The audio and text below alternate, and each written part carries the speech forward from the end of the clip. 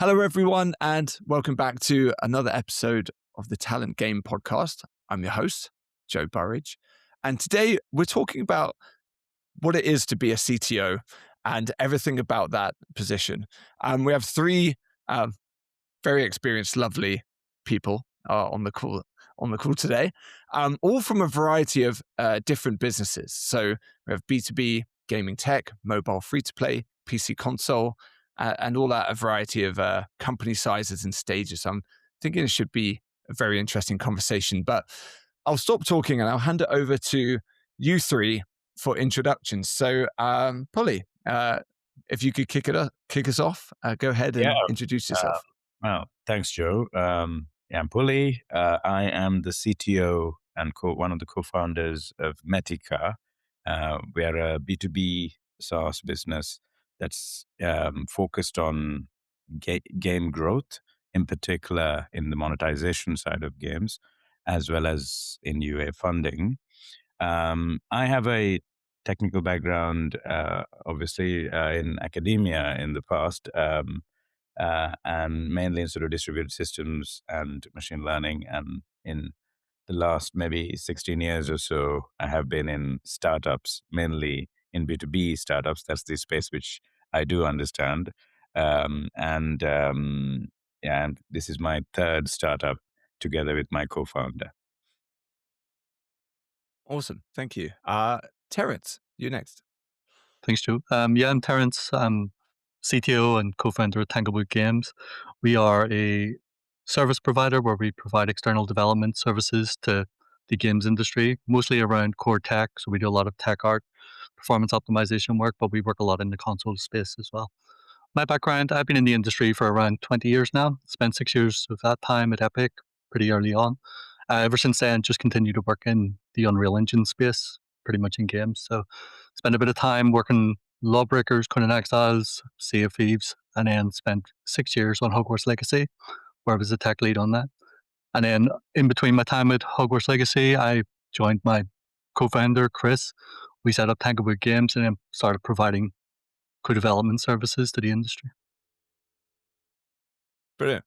And last by no means least, Mark, over to you. Cheers, Joe. So I'm a CTO at Avid Games. I've been there for about 18 months, a year and a half. It's a TCG mobile games company. Before that, I was a founder of Neon Play, co-founder of Neon Play back in 2010. So that's basically the start of my mobile career. And before that, I was in console and PC. But CTO at Avid currently. Brilliant. Thank you. And for anyone who's actually listened to at least one other episode of this podcast before, they'll know that I always start off with the same question. So I'd love to know what you're all playing right now. If anyone would like to jump in first on that. Yeah, I can.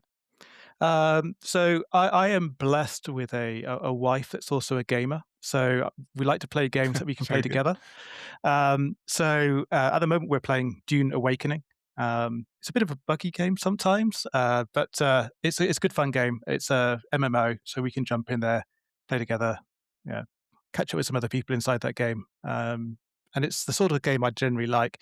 I've always been into MMOs, but this is just the latest incarnation. Plus, it's the Dune franchise, which is fantastic.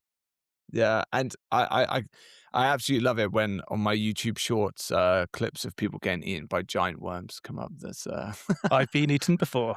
yeah, that's great, nice. Terence, how about you? Anything you're particularly playing at the moment? Yeah, in a similar vein, actually. My partner, she doesn't play many games, but my daughters, I've got a 5-year-old and a 3-year-old. So I'm starting to get those into games as we go. So we've been playing a lot of Mario Kart, a lot of Mario Odyssey, kind of going back to those kind of classic games. But on a personal side, I'm playing a bit of Forza Horizon, just kind of unwind after work a bit at the latest one. Looking forward to the next one, which should be good in Japan. And then I play a lot of JRPGs. So I've just finished a series of JRPGs, so I'm giving myself a bit of a break on those. But recently played Clair Obscur, which was excellent. Before that, Metaphor Refantasio, and then the Yakuza games. Yeah, and all of those. I like my own games and a bit of social gaming with my daughters. It's fun. Yeah, I was trying to think how many of those games that you just listed were Unreal games. I think just one. Clair Obscur, right? Yeah, exactly. That's great. I also have 3 young daughters, and Mario Kart is definitely a favorite. But It's excellent. my, yeah, my wife tells me to rein it in. I can't like not be competitive. My wife's like, she's 3, leave her alone. I'm like, no way. She has Yeah, to learn. She has get to the learn somehow. bullet and just go. Yeah, exactly. How about you, Bully? Yeah, I'm playing 2 games at the moment. One is a driving simulator translate game, which is from a publisher. It's a really well-known partner of ours, Game District. That's a really fun game. I'm slightly addicted to that right now. And also a game called Heroes versus Hordes, which is a mobile game from um, Swift Games. And those 2 are what I play most. When I do get some time, which is very rarely, I tend to play StarCraft quite a bit. I wasted, I should say, a large chunk of my life um, playing a lot of Blizzard games in the past, and I still have some addiction to some of those. Yeah, I was thinking that those peak Blizzard games, as StarCraft, World of Warcraft, etc., they probably came out right as you're at university doing your PhD, right? Yep, absolutely. That was what I was doing while I was pretending to do my PhD work. I love that. Nice. And I'm playing a lot of Arc Raiders at the moment. That's what I'm playing. All right, nice. Another Unreal Engine Yeah. game. Yeah, there you go. And I'm an absolute fiend on the proximity chat. So, yeah, yeah. Especially last night, I was just making friends with randoms, and my wife's like, "Can you please just like not shout down there?" I'm like, "Oh yeah, sorry." Um, but hey, getting back into the core of the discussion here. So I think it'd be interesting to start off. I'd love to hear about how you 3 landed in the role of chief technology officer, because I'd imagine there's going to be 3 different paths into that. So yeah, Terence, I'd love to hear that story and how you got into that role. Yeah, I think it was just a natural evolution for me, really. I was a core tech engineer for my entire career. So pretty much low level engineering has been the bread and butter of every role that I've had. And then as we've been kind of going through my career, I got to a point where I wanted to do something that was my own. So I would always work for co-development or external development studios, whether it was Pitbull, which got acquired by Epic, or Coconut Lizard, which then was part of Keywords, or Studio Gobo, which was also part of Keywords. It kind of made sense to me to work on what I wanted to work on. I was getting to a point in my career where I wanted to figure out like what I did long term, getting towards 40. It's okay, what's the next 20 years of my career look like? It's then naturally just being a bum on a seat and just doing the work that needs to be there. I wanted to behold my own future as it went. So Chris and I, we've worked together for 15, 20 years almost now. We spent a bit of time together thinking what this could be, like how we build it around our kind of capabilities. So we focused on engineering, kind of grew that. But all of a sudden, like 4 years have passed, we've blinked and we're 50 people. We've worked on 40 games over the past 4 years, mostly AAA in that space. We've built a team of senior principal engineers, all from like Epic and Sony and Playground and lots of other studios to basically help us build it. And my role became less about engineering and more about supporting that team as we went. So I kind of drifted away from the engineering side where I'd spent all of my career and then started focusing on engineering the business. So a lot of what we have now is basically set up with same principles that you would have as a computer scientist. Like everything's modular. We have everything is deployed. We measure as much as we can. We have profile the business often. We kind of do a lot of that, and that's ultimately where I've ended up. So CTO for me has meant kind of more hands off engineering and more strategy, more business decision, making sure hiring's on point, getting in business development, and kind of lifting around those areas. Yeah, but yeah, it sounds like and I was about to say 3 different stories here, but I think there might be some similar themes in that all 3 of you have started your own companies at some point. So yeah, thanks for that, Terence. Yeah, Mark, how about you? I think it all starts at about age 15 when I decided to actually write my own games rather than play games at one point. I can recreate this. And then, that was just the inception point. I then ended up working for Acclaim back in 2000, so a long time ago now, um, in the UK, and worked on games. Well, Crazy Taxi was actually one of the games I worked on with PlayStation and GameCube. So most people of our age have all played that game. I was there for about 3 years, and I sort of went from being a programmer to a lead. And then when our sort of technical director, which was the highest sort of technical person we had in the company, left, I then became the interim one. But then I left and actually went to Midway, where I was a third-party technical director. So that is where, rather than making games myself or within the company that's making games, now I'm, working with other companies making games that's being published by Midway. And actually, Pitbull was one of the ones we worked with back then. Yeah, we have a lot of those. And I did that for about a year in London, and then I got asked if I could head over to San Diego and join the team there. So I went over there as a senior technical director now, looking after all the technical directors for third party. Then roundabout journey, ended up as an executive producer for the TNA Wrestling League, which we did 2 games with for that. That was good fun, being an executive producer. But then I changed role back to technical. Midway was a big company with a lot of studios all over the place, and my role then became director of shared technology. We'd actually then moved over to using Unreal Engine, and we needed to bring all the studios together and make sure that we're getting the most out of our studios, without them all recreating the same thing, because we're all picking up a new engine, basically. So that was my role there. And then the mobile phone industry started. iPhone came out in 2008. By 2010, I moved back to the UK, and for better or for worse, I thought, you know what, I'm going to move out of console and I'm going to go make mobile games. And it was a bit of a Wild West time at that point. It's just trying to make a game that worked. But that was a company called Neon Play that I co-founded, and that went through to 2024. So we kind of traveled a journey on that as the mobile industry grew up. You didn't even have free to play back in the day. It was like you bought a game for 59p or something, and that was that.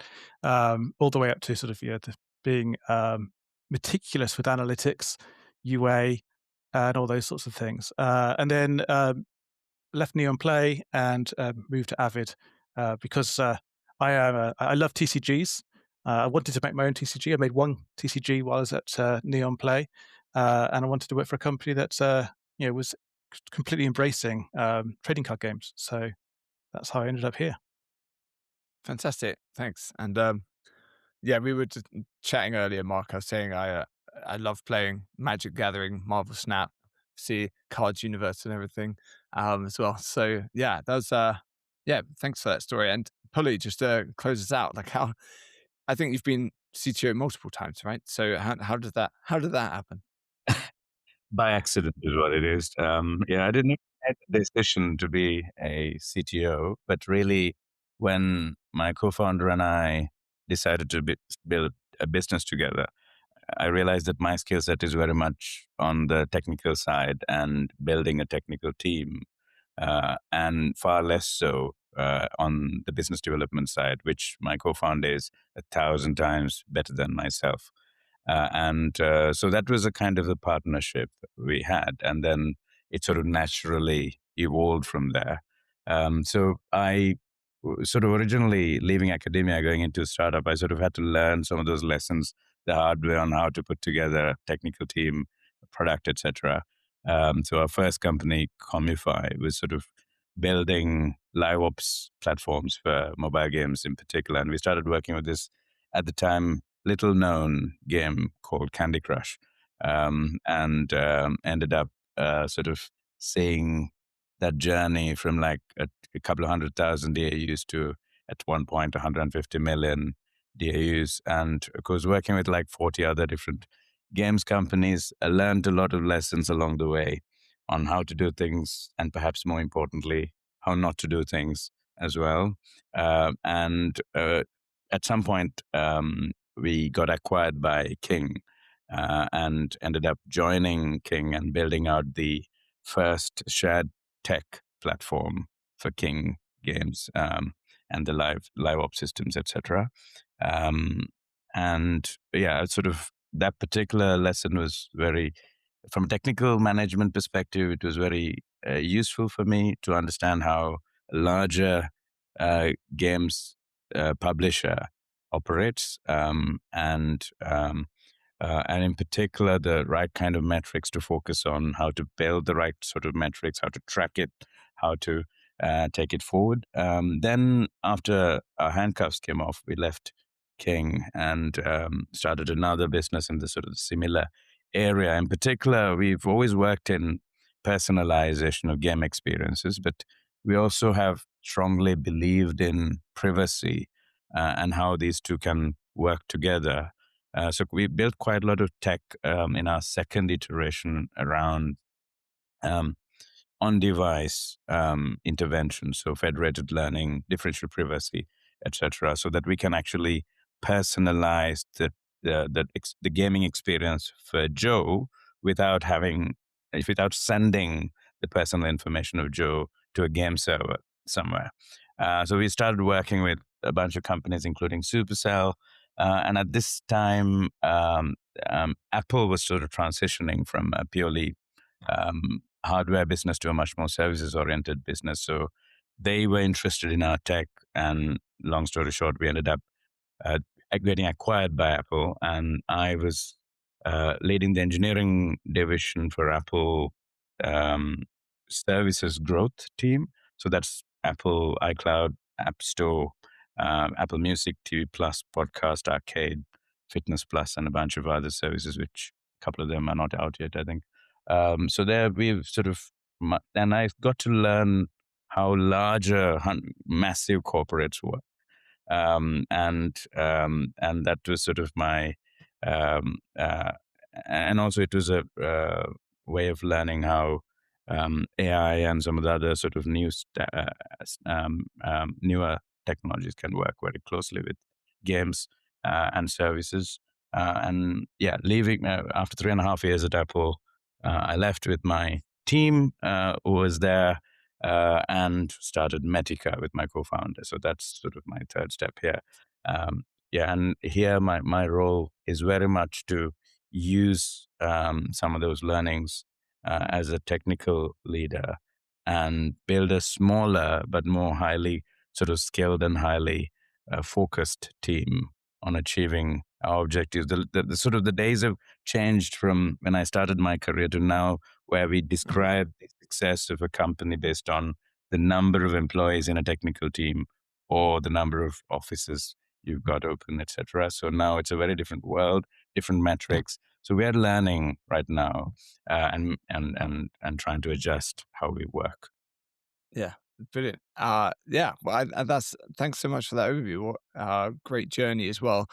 And so I guess the three of you have the common similarities: is started out as engineers and then became, for many of you, became technical leaders through founding your own companies, and then have since left coding behind and then transitioned to much more like a technical strategy. Seemed to be a phrase used multiple times there.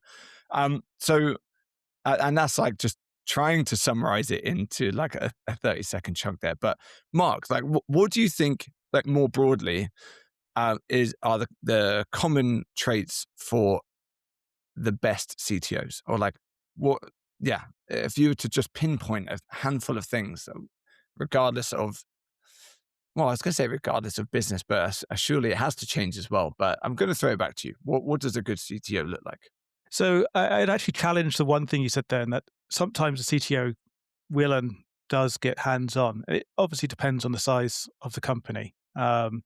So the companies I like to work at are not the huge, big companies, as Puli says. They care about bums on seats and offices in countries. And if you're working for smaller companies, then it is a good practice sometimes just to jump in and work with the team on something. So I do sometimes jump in and do some code. I enjoy it. It's why I got into this whole industry in the first place, is to code. If I wasn't coding for for the company I work for, I'd probably be tinkering on the weekend with something just to keep my skills set up. So I think there's always going to be some form of innate wanting to code, interest in code, and so on, which is, I think, the foundational thing. I think back to my early stages in the career and how I got my growth in terms of going up the career ladder.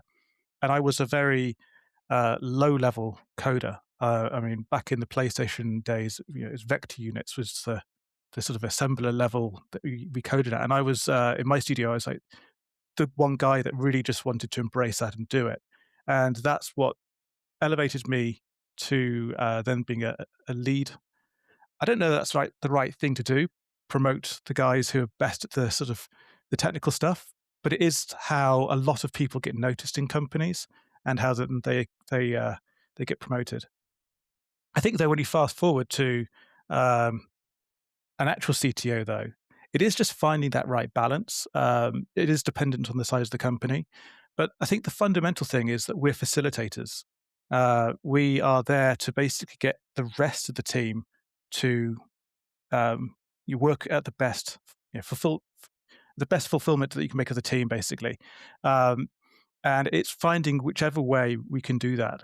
It can be working with individuals to build them up, to help manage their teams better. It can be looking more strategically, and it can be looking at how to balance the team and make CFOs happy at the same time by not sort of spending too much money doing it. Looking at the third-party technologies that are being made.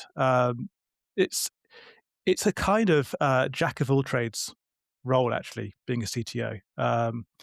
Obviously, the one thing I think that we don't get trained for on our way up from being low-level engineers is management.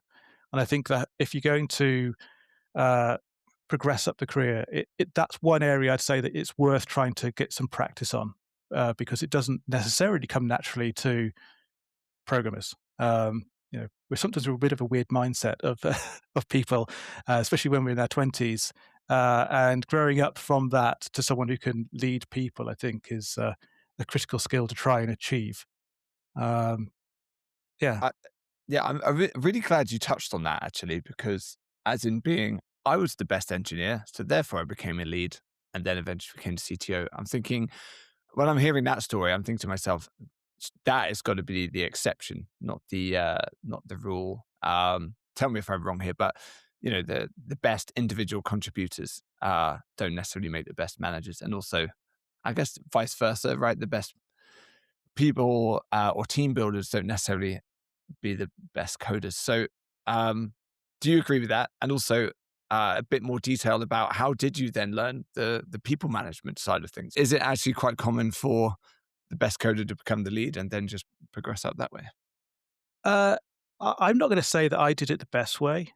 I did it by making mistakes, which is a valid learning method. But I sort of look back and I do think that I wish I'd gone to my managers at the time and said, I'd like to go and do some time management courses and all those sorts of things. I mean, one thing I would say is I'm lucky that I've always been a people person. So some engineers, I'd say, sometimes they struggle with the people side of things, but that I'm lucky with. So it wasn't too difficult to grow into that area. But I did certainly make mistakes, and I annoyed people along the way, and I learned from that. And that's the critical thing: is do self-reflect when things don't quite go where you expected. But I think for a redo, I would definitely seek out some actual management courses and request being sent on them. But I will say that I think the low-level engineers, I think that's a helpful thing, because I think you build a tree of knowledge by being a low-level engineer. So when you progress, you basically it's easier to learn other technologies, even at a superficial level, to help you then carry out your job as a CTO in sort of looking after technology in general. Cool. So yeah, that foundational understanding of tech is brilliant for that future CTO that you became. Great. Hey, Terence, just wondering, in your opinion, what makes a great CTO? it's hard to disagree with anything that Mark's just said there. I think that generally my role is to get out of the way a lot of the time, like from my team. So reducing friction is one of the primary things that I look for in what I do. And if you mentioned hiring a CTO, it's about identifying where the friction is in the business and making sure that it can be its full potential at that point. So my job is just to make sure that Tanglewood can be what it needs to be. With that, it's hiring the right people. It's not necessarily me being the best leader at the company. Like, I'm far from it. At this point, I'm all about finding people who are great leaders who can be a part of it too. And to kind of go back to something you said before about technical, the best technical person isn't necessarily the best leader. I think it really depends on the perspective, right? Like, we provide an external development service, and our role is to provide technical leadership when it comes to the company. It's not always about the communication side or the personal side or the interpersonal skills. Sometimes it is just to get stuff done, right? So from our side, we can see that whenever we have leaders in the team, the right leaders and the best leaders at times often bring people with them. People are excited to work with them. They learn from them because we're all engineers. We love problem solving. If you can be a part of something that's bigger where people are working on something together, often that's great motivation for a team. And that tends to be one of the great leadership qualities that we find, particularly amongst the team that we have here. But from my side, like, I've not necessarily been like a lead, a traditional lead of a line manager responsibilities and things like that there. And I'm fully aware that, like, that is one of my shortcomings. And I think that's one of the roles of CTO is to, identify where there are weaknesses. And from my perspective, and one of the things that I have influence over is where we fill gaps at a company like Tanglewood. And with myself and Chris, we've built out the framework around ourselves with a good general manager, good ops, basically good production to support us as well. That tends to be the thing that we focus on. Like, as the CTO, we're all about making sure that people are in the right roles, people are doing what they need to be doing, that we are fully supported. And it's like Mark said about engineering. I think my most used tool is still VS Code.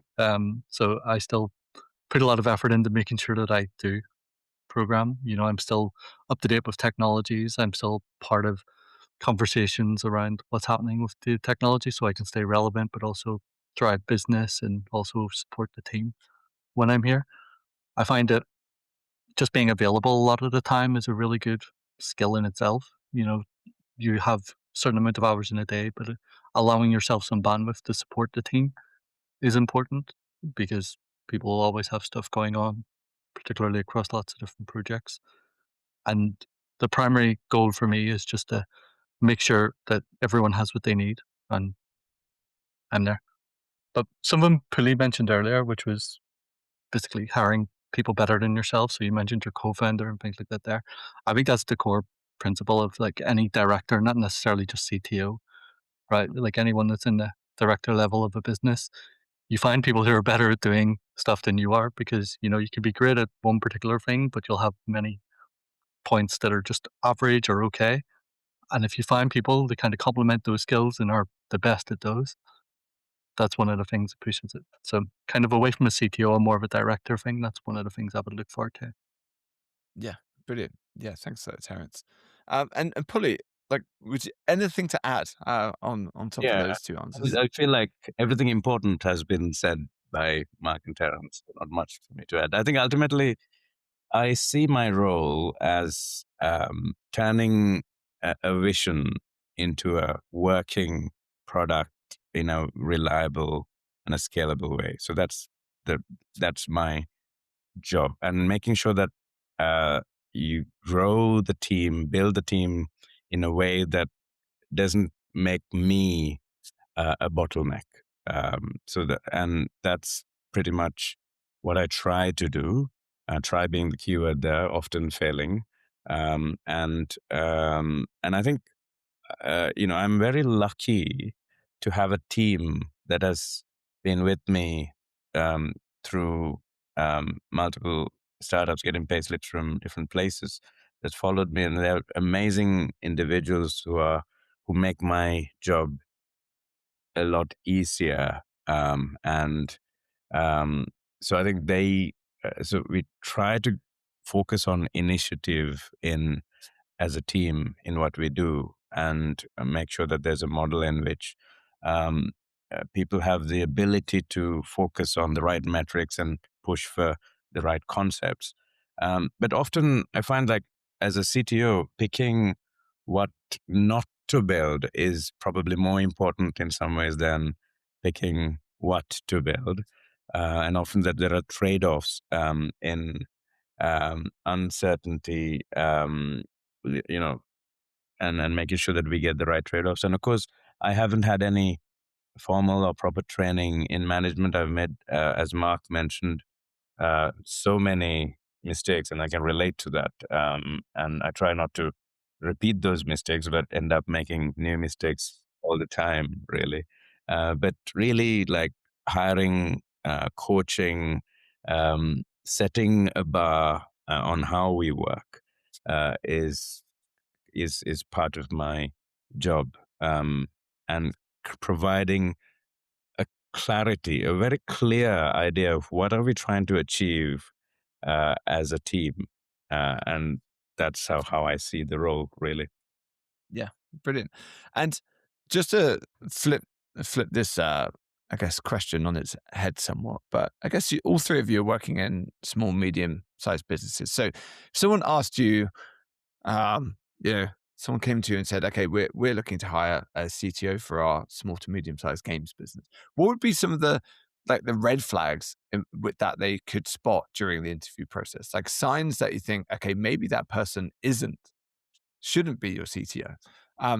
Because you three have all talked about like your journeys in and what a great one looks like and the positive signs to look out for. But are there any red flags that come to mind, or aspects of a person or their skill set even that would make them perhaps not the best for that position? And Puli, we'll start with you. We'll go back the other way. So, I mean, absolutely. I think in hiring for technical leadership, or for any role for that matter, one of the key things for us, and I think for everybody, is value alignment, right? So I've made that mistake in the past, and try not to repeat that. Like, really make sure that we hire the people with the right kind of, before even getting into the technical skills, what is the value alignment for these people with the team? So, for example, humility is a very important characteristic that we look for. And curiosity is another, and there's a bunch of others. But how do we measure these? That's the key, right? How do we actually get this out in an interview? So, like, asking people to describe the kind of mistakes which they have done, not technical mistakes, but when it comes to working with people. And the way they answer those questions reveal a lot about people. And curiosity can be captured by what are they reading, what are they learning, what are they contributing in an open source project, etc. So, like, there are lots of things that we can test for and get an understanding of how the alignment of values are of an individual. And so he or she needs to sort of have that sort of qualities we look for, and then we look for the technical qualities. And, like, often we come across people with incredibly impressive technical skill that does not share those values, and we have a hard line to say no to those people. And it's something that we've tried not to compromise under any circumstance. Nice, like that. Mark, would you add anything to that? I think Paulie's absolutely right. It's, cultural fit.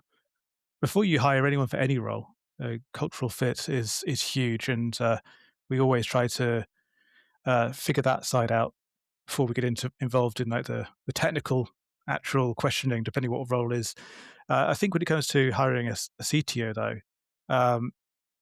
I would probably start by laying out the company and the challenges we face, and then asking open questions and trying to get a feel for how they see themselves fitting into that problem space that I've just put out. Because it kind of goes back to what Terence was saying earlier. It's like, a CTO is there to grease the wheels and be the lubricant in the machine. And what you're really looking for here is with hiring for a CTO is not, are they going to get down there and write some really cool code? I mean, maybe for a micro company, that's fine. But really what you want to know is, can they identify from what you're describing the problems and then actually provide real ways that they can help at a senior level, not just automatically diving into, I'm going to be an engineer. But also making sure they're not sort of seeing themselves as too disconnected from it as well, and that they do align properly.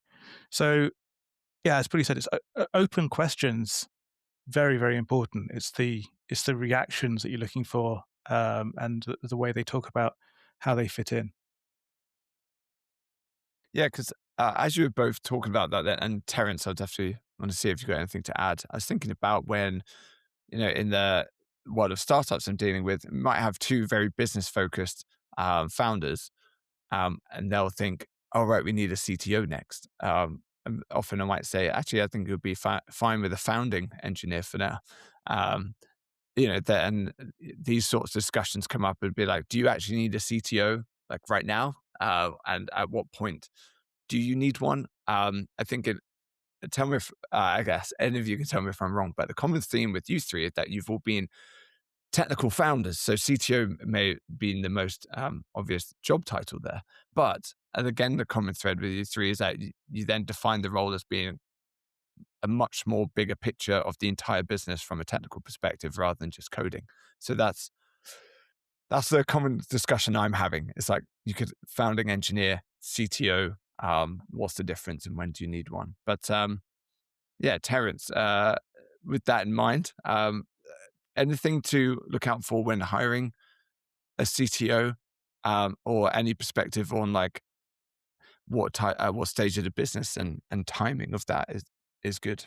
Yeah, I mean, take everything with a pinch of salt, right? Because I've never hired a CTO. Um, but I, I can kind of tell you about my own perspective on what I feel like we do right at Tanglewood as it is.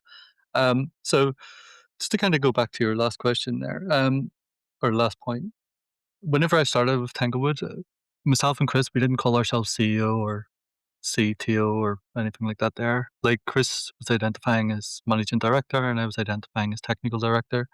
That felt like the roles we were doing because we were still engineers, like both of us are engineers. We were still engineering on projects. We were still leading small teams. We were doing stuff that was very bespoke. But then what kind of happened was that as the industry transformed, so did the company. We started taking on smaller engagements with more people across the team. And that meant that we were overseeing multiple departments as it is, like multiple teams of things. And it just felt okay, like not necessarily directing anything technical anymore. We're more strategic oversight. We kind of transformed ourselves into it. So we kind of just decided at that point that it didn't really make sense anymore. I'm not a technical director. He's not a managing director. We're kind of overseeing something slightly different. But yeah, in terms of hiring, I would say like one of the things that like I've obviously made mistakes as I've gone from that transition from tech director into CTO, and it it's something that I've noticed, like even I was doing, and probably still do to a point, but it's clearly a red flag. Is micromanaging. It's the whole we wear many hats, but you have to do everything yourself. And I think over time, you realize that you're best getting out of the way. You hire someone, and then you realize quickly, okay, they're much better at this than I am. So you forget about it. You kind of let them get on with it, and you understand, okay, they're doing the job effectively. We can kind of move on. And I think that's been the one thing that I would say from my experience that's been quite clear to me as I've gone. So whenever I started, it was just I felt that I had to have hands in everything. It was really good for me development wise because I got to understand the business at that intrinsic level. I got to understand lots of different things that people don't necessarily get to be a part of. But there becomes a point where you only have so much bandwidth in your time, your day, right? So the best thing for the company and the best thing for your team sometimes is to focus on stuff that's important rather than understanding everything. So my whole philosophy now is make sure that everyone has what they need and get out of there, make sure everyone's supported. You can check in, you can make sure that anything that they need is there, and then bringing in from there. But if I was to hire someone to replace myself as like CTO of Tanglewood, which is probably more a realistic thing, right? I'd want someone who understands the business model first and foremost. We do external development, understanding that versus primary model of making games. Understanding that side of things. We provide a service first and foremost. Like we are reliant on having client relationships. We're reliant on different parts of the industry that isn't necessary the same for CTOs who develop their own products. So being able to establish what it is that makes a successful service studio is important. I think from myself and Chris, like our background working at Pitbull, even Epic, they provide a service at a time. And then Cooking a Lizard and Keywords, it's it's all been a part of our growth. Like all of this has shaped us to be who we are. So I would say if I was looking for someone to replace me in this way, I would look for how their career has shaped them into understanding different parts of the problem that is running a business, and then go with that. Yeah, brilliant. And yeah, definitely spotlighting the collaboration on the business side of things. Obviously, technical understanding and being able to craft a technical strategy and build a technical team was all part of CTO. But all three of you have definitely um, made the point that this is it's a business leadership position, and understanding the business and how technology comes into that is essential. Um, I feel like we are coming up to the end of this episode. So just checking, is there any opinion on your role as CTO that you've wanted to say in this episode, but you haven't had a chance to say? It's okay if everything has been said, but I just wanted to check first. Maybe one thing I could add is that, I mean, as we all said, the job is very much, it's less about code, but about decisions, context, and people. But also, like, at least something that I'm learning, I should say, is that my calendar is in some ways the product. And if you get owned by noise, you're done. And sort of like, so having that focus and organizing is super important. Um, and yeah, I think being technical is perhaps isn't the hard part, but the hard part is sort of getting alignment without killing pace. So those are sort of things which I struggle with, actually. So, is it possible to be an excellent CTO having not come from a technical background then? Or is that just a fundamental requirement of the role?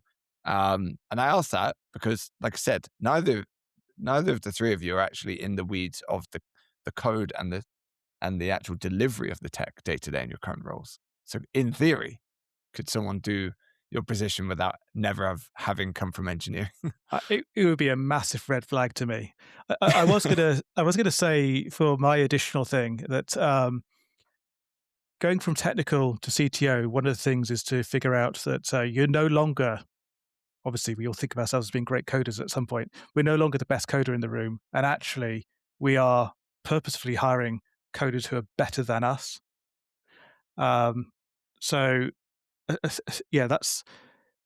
But I can't quite change the gears in my head to then say I couldn't have not been a coder to do this job, because I still need to have, and it still needs the knowledge to have a decent in-depth conversation with people about their role. So although they're better than me, hopefully better than me at their specific area, I still need to have my tree of knowledge is grown out enough that I could have a conversation with them that's meaningful and I can get some understanding from it. Because ultimately, part of enabling people, even if they're fantastic, is to ask the probing questions that makes them challenge themselves and go further.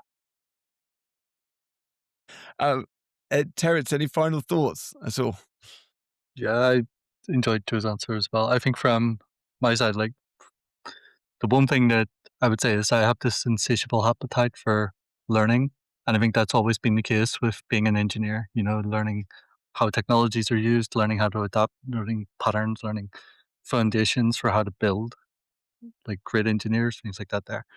I think that's what's translated into CTO, more of the business side. So as I've moved away from coding, I'm not necessarily getting the same enjoyment that I got when I was a coder, because that was like, it's a passion, right? Everyone here's being an engineer. It is a passion. You're in this industry because you love problem solving.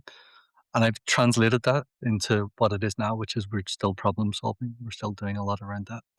So to kind of go back to answer your question, from my perspective, I would think it would be very difficult as well to be a CTO or a tech leader without this experience. Just being able to speak to engineers a lot of the time, in this capacity, and giving them confidence that you understand their problems is going to be one of the bigger things. Because if you're going to them and you're saying, I need this done by X, and you don't understand the problem, you may be setting unrealistic expectations. You could set dissonance in your team where they just think, oh, okay, this guy is obviously a numbers person, but doesn't understand the complexity of what we're doing. I'd like to think that anyone who's at the top of their business has a good understanding of what it is to be like at the lowest level of the business in terms of where the juniors come in, understanding all of that. So if you come in and you've no technical aspect of it and you don't know what it means to be an engineer in this case, I would say it'd be incredibly difficult to be effective at the job. You could certainly learn over time, if you're good at that. But I'd say to come in and be effective immediately, it would be near impossible. Yeah, thanks all of you for all those answers. My final question I ask at the end of every episode to everyone, considering that I always have my life in the lens of talent. And we've talked about hiring actually quite a bit, hiring technical teams and engineers and even hiring CTOs. So I'd love to know, like, what is your favorite interview question? Just the one from each of you, even if maybe you have one or not, but I'm still going to throw it out there anyway. Mark, do you have a favorite interview I do. question? It used to be things like what's a dot product and what's a cross product, and just seeing how people sort of reacted to that. But nowadays, it just seems like engineers don't need to know math as well as they used to. So my go-to question now is, explain to me in your current role one of the technical problems you've recently faced and how you solved it.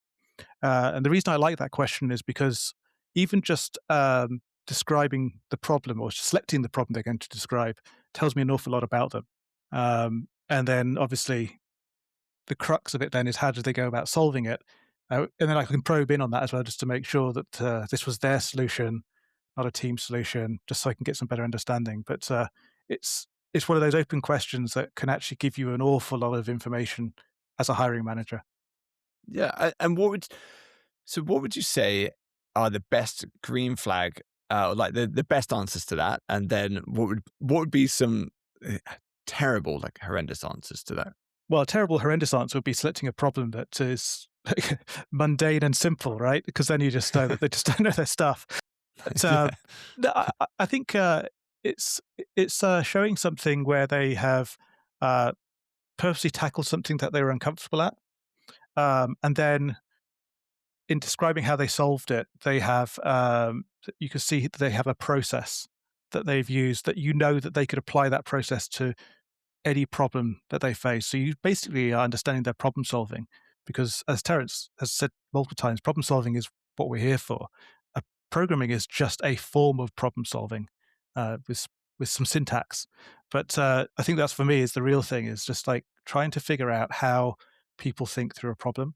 And that's where I say I'll probe on that bit, because I really want to get the insight into that process that they're doing. Yeah, brilliant. I love it. Pulley, how about you? Yeah, I'm trying to sort of think about what's my favorite question, but I like maybe the one which I ask them quite often is, at least on the technical side, is to sort of explain their wherever that particular individual is working on, to the extent that they can share the architecture, roughly speaking, of what are the components, what are the moving parts, and then ask what would you do differently, what would you change if you are to redo things now, knowing what you learned. I like the question mainly because it gives me an understanding of not just the understanding of the tech, but really the reasoning for what is it, why did they choose a certain component, certain technology, certain architectural style over another. And if they were to say the current architecture which I work is perfect and there's nothing I would change, that would be a massive red flag for me because there's no such thing in my opinion. But if they can explain to me, I would probably use, given what I've learned now, given on the characteristics of the traffic volumes or latency characteristics or other aspects of, you decide this, I would use this technology versus this other. And these are the reasons why I would do it. I would love an answer of that nature. Awesome. And Terence, to close us out on that one. That's a good question. I'm quite sad at Mark's answer of engineers don't necessarily need to know cross and dot products.